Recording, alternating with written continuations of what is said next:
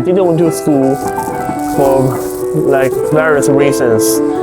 So I was homeschooled, and when I was 5 years old, I started to study piano, and I ended up decided to be a pianist.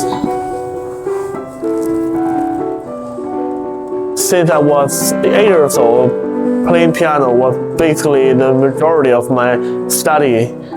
I practiced like more than 8 hours a day for many years.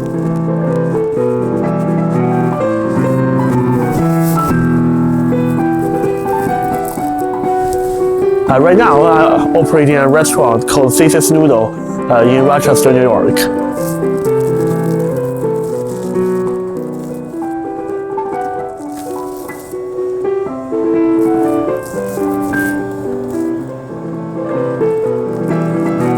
So it is a noodle house.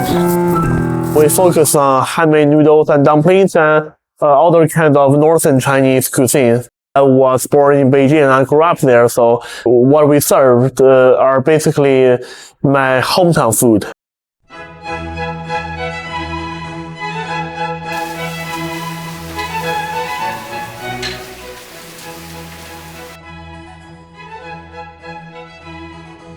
The food is important, the service is important, the location is important, the environment is important. All of them are important, and you have a good restaurant.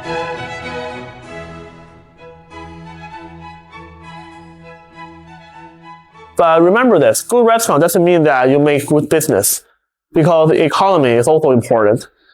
For in the business, it's all about customer willing to buy. During the hard time and depression, with the buying power of most of the customers decline, many good business will be closed, will be out of business. It doesn't mean that they're not good. It just means that the market is not strong enough to support that many good business. But being an entrepreneur is definitely very challenging. And the most challenging part, I would say, is that the uncertainty and expectations for life. Because being an entrepreneur means that there's nobody set a goal for you, there's nobody guarantee anything for you. It's not like when I work in a restaurant for somebody else, like the manager told me to do something, and if all I need to do is to finish my task, and it's a guarantee that I will get paid. But to be an entrepreneur is different. For example, if I set up a plan for a new menu or like a holiday event, it might go well, it might not. It's not guaranteed. Everything is possible. So I have to work very hard, because what is guaranteed is that if I don't work hard, then it will definitely not go well. But even if I do everything I can, it can still fail. As a pianist, you're also an entrepreneur. You work yourself, you do your own job, you try to play better and better and better. It's very similar as like being an entrepreneur. You mind your own business and try to get better and better and better. Yeah, because as a piano student, you play what your teacher asks you to do. But if you want to be a real pianist, there's nobody tell you how to play. There's nobody tell you what is good. Nobody tell you that what performance style will be attractive.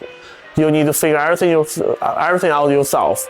And if the result turns out not ideal, all you need to do is to find the problem and try to make it change yourself.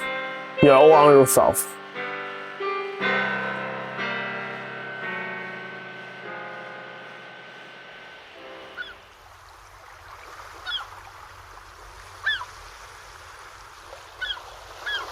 When I was like 6 years old, I believe that I was 6 years old, and I wanted to be the commander of the U.S. Pacific Fleet, because my idol at that time was Admiral Nimitz.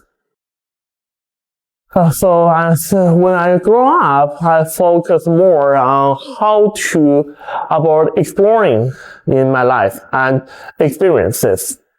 So instead of imagine an ideal lifestyle, I prefer to enjoy my life right now and find everything I can do and test my limitation right now.